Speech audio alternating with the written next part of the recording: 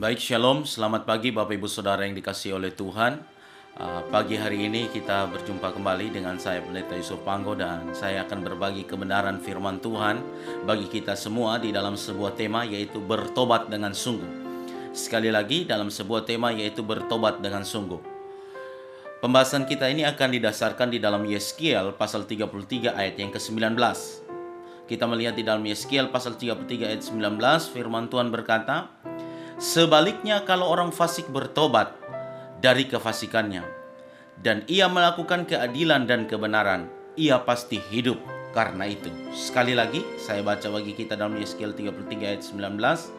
"Sebaliknya kalau orang fasik bertobat dari kefasikannya dan ia melakukan keadilan dan kebenaran, ia pasti hidup karena itu."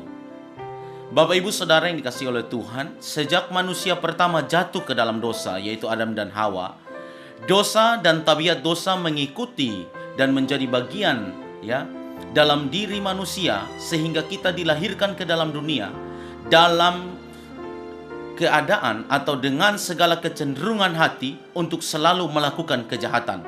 Bapak Ibu bisa melihat itu di dalam Kejadian 6 ayat yang kelima. Bahkan Raja Daud menyadari hal itu dan berkata di dalam Mazmur 51 ayat yang ke-7, Raja Daud berkata, "Sesungguhnya dalam kesalahan aku diperanakan, dalam dosa aku dikandung ibuku."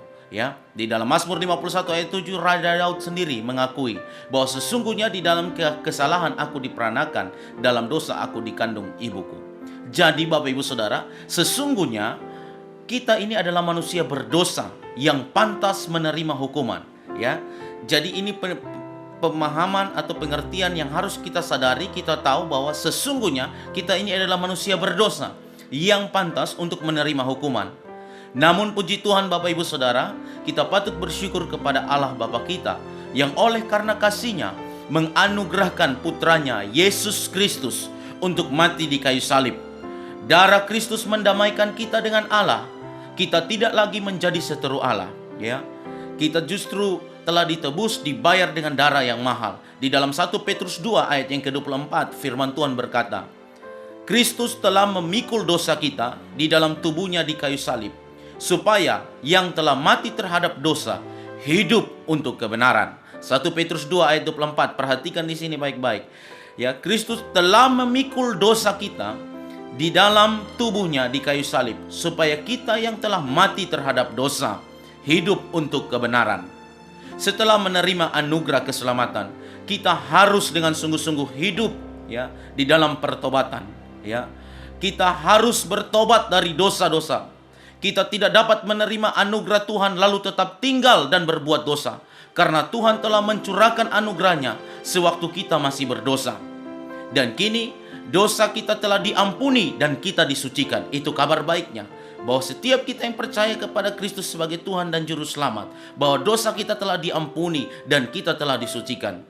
Hidup dalam pertobatan itu adalah suatu perintah, bukan sekedar himbauan. Kita harus dengan sadar meninggalkan dan menolak segala perbuatan dosa. Karena itu, mari kita mencermati hidup kita. Hal-hal apa yang ada di sekitar kita yang menyeret kita lebih jatuh ke dalam dosa? Apakah lingkungan, tontonan atau bacaan yang negatif, serta pergaulan kita? Sebab di dalam 1 Korintus 15 ayat 33 berkata, pergaulan yang buruk merusak kebiasaan yang baik.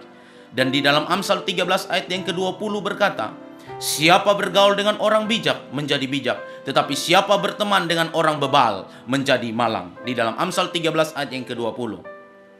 Karena itu perhatikanlah bahwa ada seruan segala perbuatan daging di dalam Galatia 5 ayat 19 sampai 21. Kalau Bapak Ibu membaca bagian itu, bahwa segala perbuatan daging di dalam Galatia 5 ayat 19 sampai 21 itu semua harus kita tinggalkan, ya.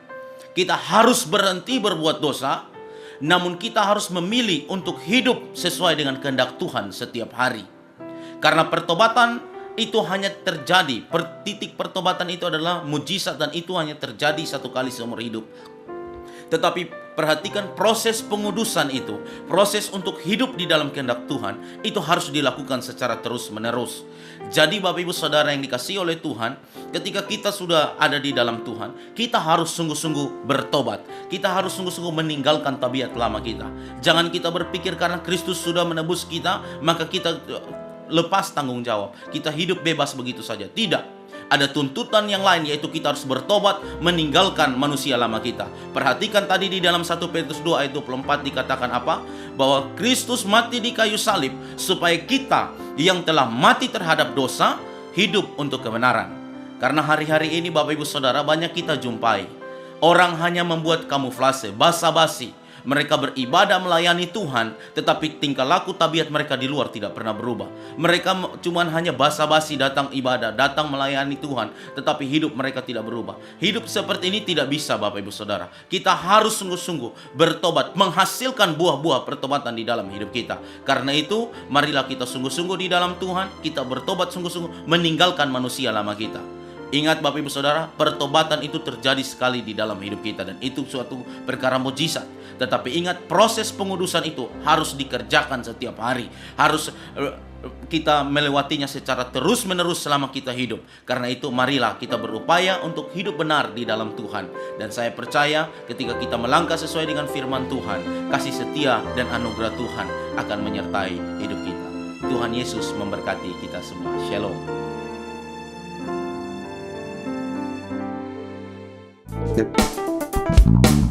Thank you.